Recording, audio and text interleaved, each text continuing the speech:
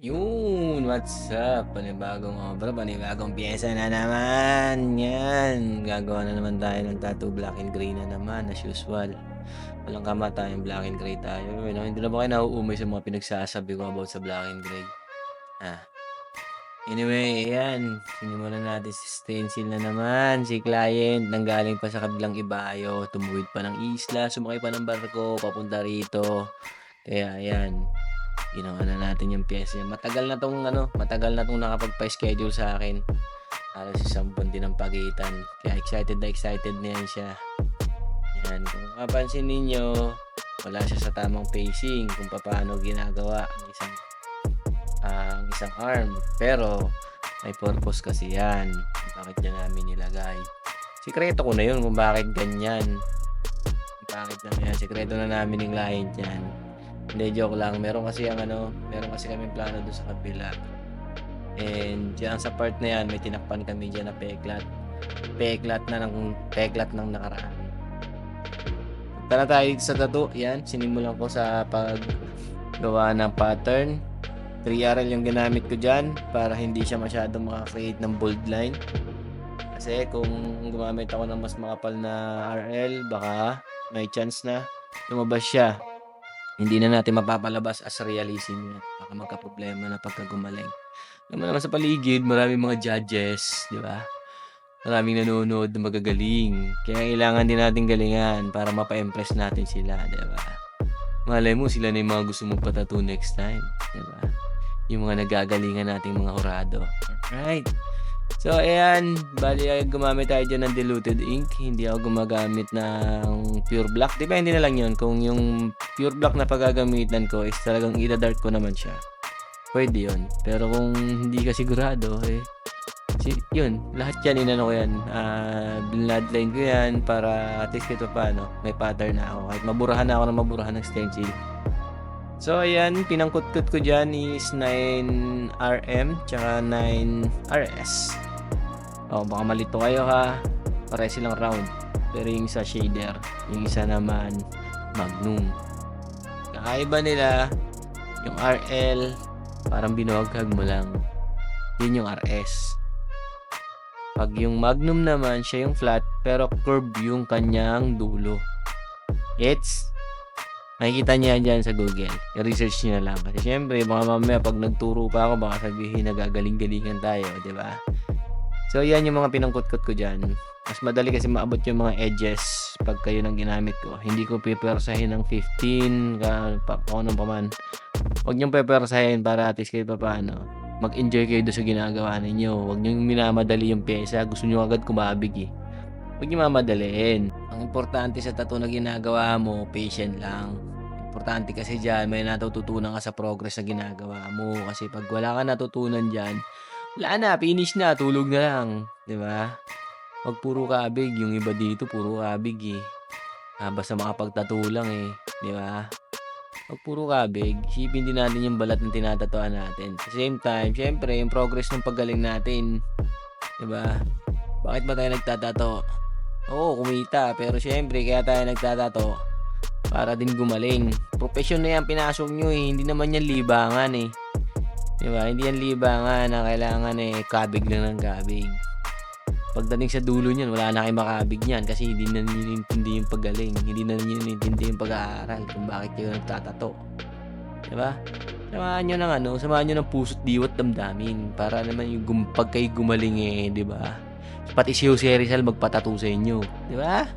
Kidding aside, pero syempre, importante talaga yan mga tol, yung pagpapagaling natin. Kasi, bakit ba tayo gumagawa ng ganito? Bakit ba tayo nagtatato, diba? Syempre, yung progress din natin, yung sariling progress din natin.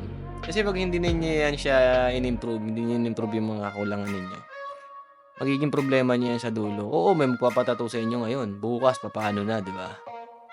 Diba? Parang ano lang yan para ka lang nagtitinda. As long as maganda ang tinitinda mo, as long as maayos ang pakikipag-usap mo, negosasyon mo, magkakakliyente ka. Diba? Ganun lang din yan. Kailangan lang talaga nating galingan pagdating sa hindi lang yung ginagalingan natin sa pambobola. Kasi 'di ba, marami naman tayong nakukuha ang kliyente gamit ang pambobola eh. Pero yung outcome, puchik disappointment yung mararamdaman ng kliyente 'pag nagpa-tattoo na sa inyo, 'di ba?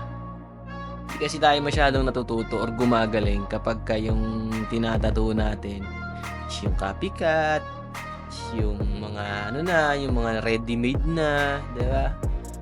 Nawawala yung excitement dun sa ginagawa ninyo, nawawala yung freedom natin para gumawa ng isang obra na naaayon sa perspective natin, 'di ba?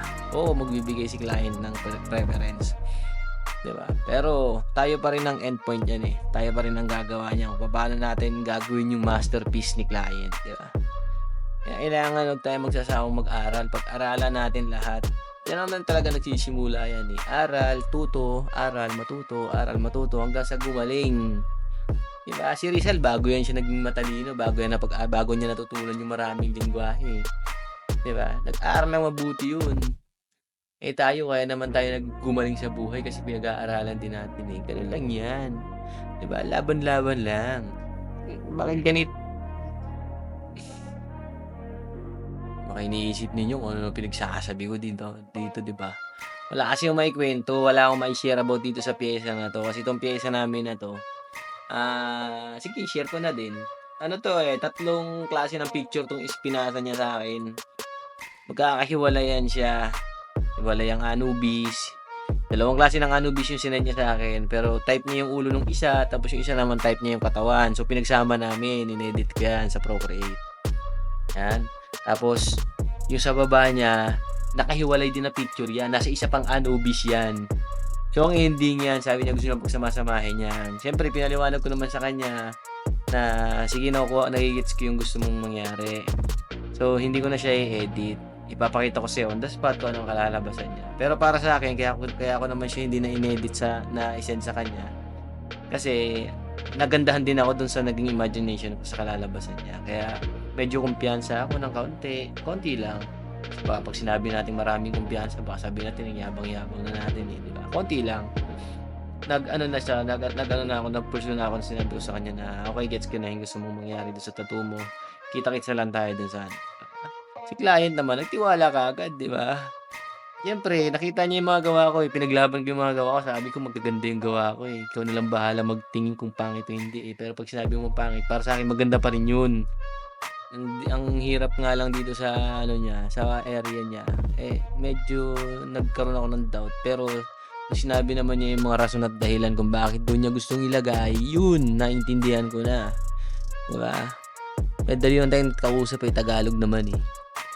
Taiwanese nga napapa-oo natin, eh, 'di ba? Bola-bola lang 'yan. So sasabihin ko na naman, uulitin ko na naman kung ano yung mga materyales na ginamit ko, paano yung mixture ng ink na ginamit ko, 'di ba? Hindi pa kayo nagsasawa, lagi naman lumalabas sa video ko 'yun, yung mga pinagsasabi ko na 'yun. Sige, ulitin ko lang. 3RL yung ginamit ko na pang bloodline. Tapos may kargada ako diyan na 9RS para sa mga kutkutin. Meron din ako diyang 9RL para sa pag nag-white ako, nag-highlights ako.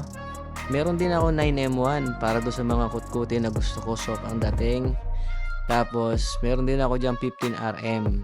Yan. Okay na. Sa ink naman tayo pumunta.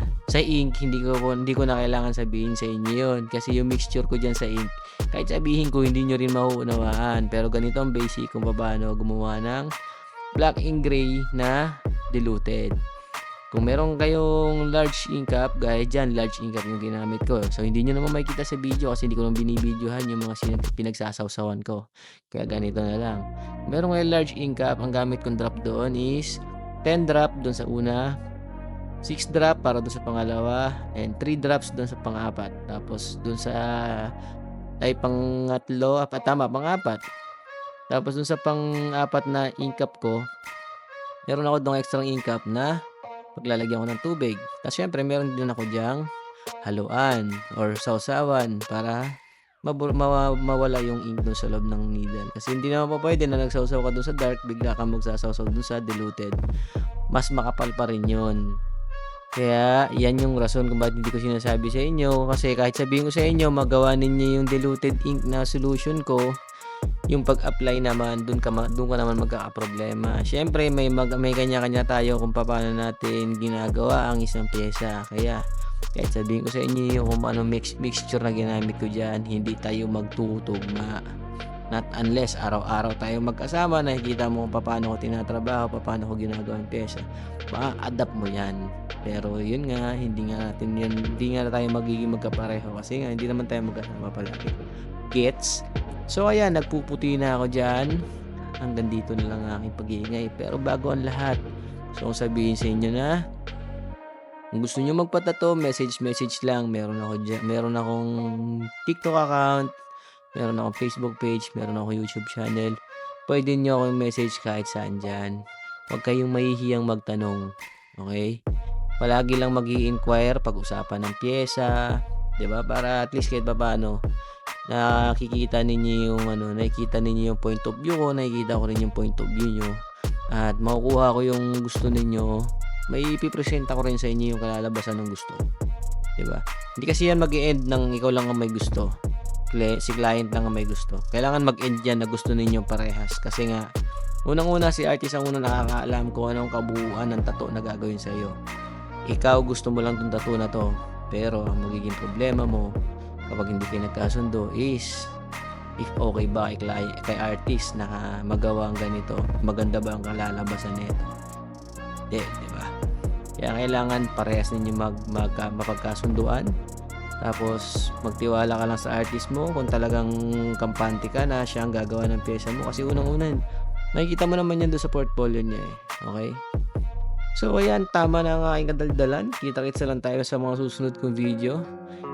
Pa-follow na lang ako na aking mga Sokmed. Ingat kayo palagi. God bless. Bye-bye. I don't really know what comes next. I'm just doing my best, even though I'm so stressed out.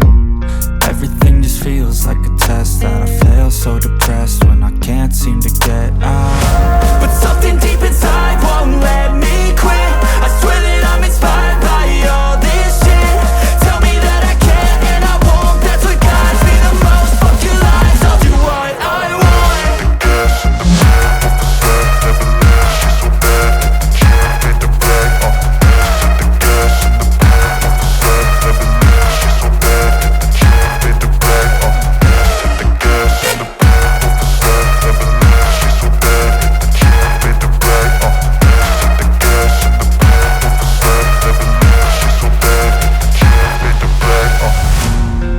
By thirst, I'm inspired by worth. I desire your worst, so you can just hide while I work. I ain't tired, you first. I'll write a second, third verse about the lies you go disperse. You never did shit, I know it hurts. Something deep inside won't let